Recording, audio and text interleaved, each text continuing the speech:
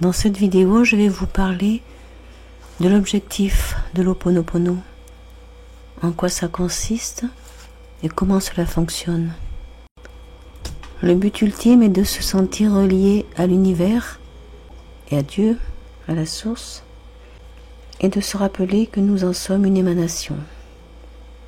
Ainsi, nous n'avons plus besoin d'intermédiaires du style thérapeute pour nous montrer le chemin et pour guérir. Sa pratique régulière renforcera la connexion entre le mental et l'âme.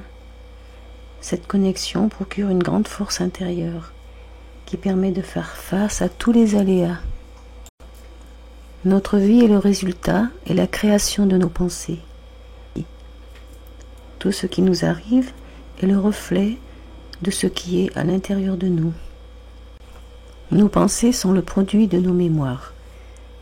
Une mémoire est un programme inconscient créé par un événement passé et parfois vécu par la lignée familiale.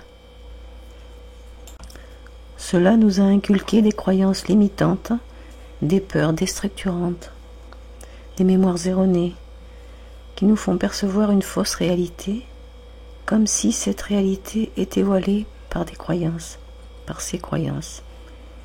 Lorsque l'on nettoie nos mémoires, on change notre façon de penser et notre réalité donc. Ça inclut nos croyances et blocages limitants, nos peurs. Pour mieux comprendre, il faut savoir qui nous sommes. Nous avons le subconscient, qui est le siège de nos émotions, le lieu où sont stockées toutes nos mémoires. C'est notre enfant intérieur. Ensuite, il y a le conscient, c'est l'intellect, le mental. Puis le superconscient, c'est notre âme, notre moi supérieur. Les mémoires ne le pénètrent pas. Et l'intelligence divine en nous, quatrième, c'est celle qui va nettoyer les mémoires si nous lui demandons. C'est Dieu en nous. J'ai fait 2 vidéos de méditation d'Ho'oponopono. Vous pouvez les voir sur ma chaîne. Quelles sont les relations entre ces 4 parties de nous-mêmes? Chacune a son rôle à jouer. Et le but est qu'elles soient en parfaite harmonie entre elles. Premièrement, la relation entre le conscient et le subconscient. Elle est cruciale. Le conscient doit manifester de l'amour au subconscient, qui est notre enfant intérieur, le rassurer. Le conscient prend toute la place et du coup, l'enfant intérieur est livré à lui-même, pris en otage par les mémoires qui le manipulent. 2. La connexion entre le conscient et le superconscient est importante. Le mental va s'adresser à son être supérieur, son âme, afin qu'il demande au divin en nous de nettoyer la mémoire concernée et de la transmuter en lumière. Que signifie le mantra? Désolé, pardon, merci, je t'aime. Désolé, pardon. Le pardon va permettre de couper les liens avec les mémoires erronées qui ont créé la situation. Ça revient à dire, je ne savais pas que j'avais cette mémoire négative et je m'en excuse. On s'adresse alors à Dieu. Le pardon est le seul outil.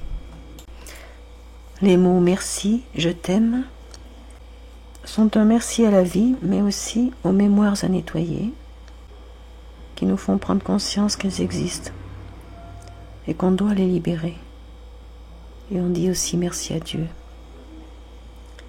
Je t'aime s'adresse à la fois à Dieu, à nous et aux mémoires erronées. Le pardon va ouvrir le cœur.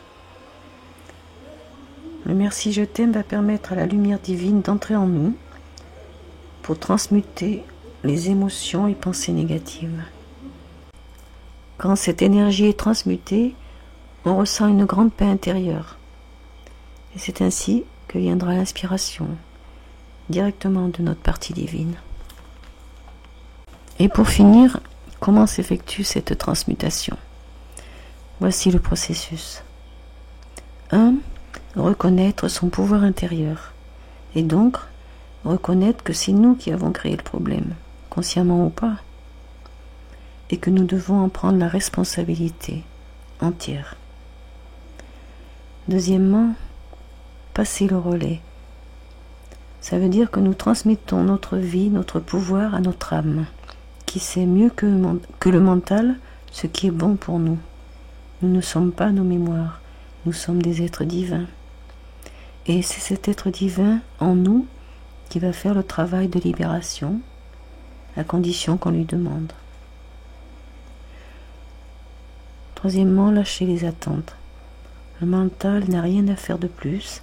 Il n'a même pas besoin de comprendre comment agit le processus, ni quelle mémoire est en jeu. Il faut lâcher toute attente spécifique quant au résultat, et c'est ça le plus difficile à faire. Lorsque les mémoires sont libérées, il se crée un vide en nous, qui va nous permettre de recevoir les intuitions et l'inspiration. La méthode Ho'oponopono nécessite des mois, voire des années, avant qu'elle parvienne à tout guérir. Voilà, je vous ai expliqué ici tout ce que j'ai retenu, que j'ai résumé du petit livre de Luc Baudin qui s'appelle Ho'oponopono aux éditions Jouvence. Je vous invite à aller voir sa chaîne.